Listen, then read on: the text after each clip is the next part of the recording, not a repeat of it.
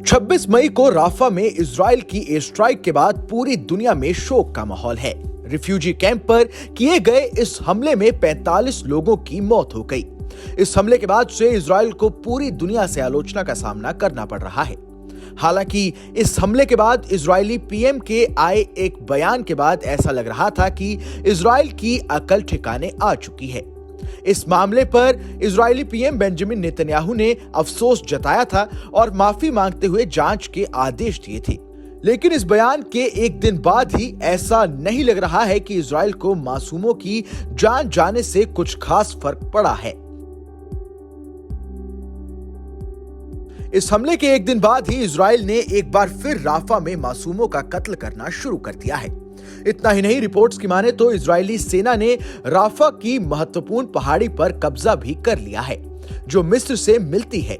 Media reports के अनुसार Hamas द्वारा संचालित गाजा पट्टी के एक नागरिक सुरक्षा अधिकारी ने कहा कि मंगलवार यानी 28 मई को राफा के पश्चिम में इजरायली सैनिकों ने फिर हमला बोला। एक विस्थापन शिविर पर किए गए इस हमले के बाद कम से कम 21 लोग मारे गए। उन्होंने आगे कहा कि इजराइल राफा के पश्चिम में विस्थापित लोगों के तंबुओं को निशाना बनाकर किए गए हमले में मारे गए। वहीं इस अटैक के बाद हमास ने कहा कि इजरायली हमले में क्षेत्र के दर्जनों लोग शहीद और घायल हुए हैं। आपको बता दें कि यह हमला तब हुआ जब दक्षिणी गाजा शहर में एक भीड़ भरे शिविर पर हवाई हमले में इजराइल ने 45 लोगों को मार डाला था। हमला इतना भयावह था कि कई लोग जिंदा जल गए। इस हमले के बाद नेतन्याहू ने दुख जताया था और हमले पर अफसोस जताते हुए मामले की जांच के आदेश दिए थे। हालांकि इजराइल ने एक दिन बाद ही फिर से राफा में मासूमों को मारना शुरू कर दिया है। इजरायली हमले की दुनिया भर में आलोचना हो रही है। तुर्की ने इजरायली हमले को नरसंहार करार किया है। वहीं सऊदी अरब की इजराइल पर प्रतिक्रिया सबसे महत्वपूर्ण मानी जा रही थी। सऊदी अरब का भी बयान सामने आया है।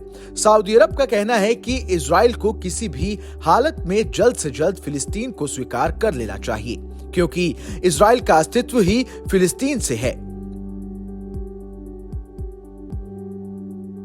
सऊदी अरब ने इजरायली हमले की निंदा भी की और इसे जल्द से जल्द रोकने का आह्वान किया। उधर राफा में लगातार हमलों के बाद से हमास बौखला गया है। उसने कहा है कि अब इजराइल से युद्ध विराम वार्ता नहीं की जाएगी। इस खबर में बस इतना ही। ये खबर आपको कैसी लगी हमें कमेंट कर जरूर बताएं। देश दुनिया की तमाम बड़ी खबरों के लिए देखते रहे न्यूज़ नेशन का डिजिटल प्लेटफॉर्म।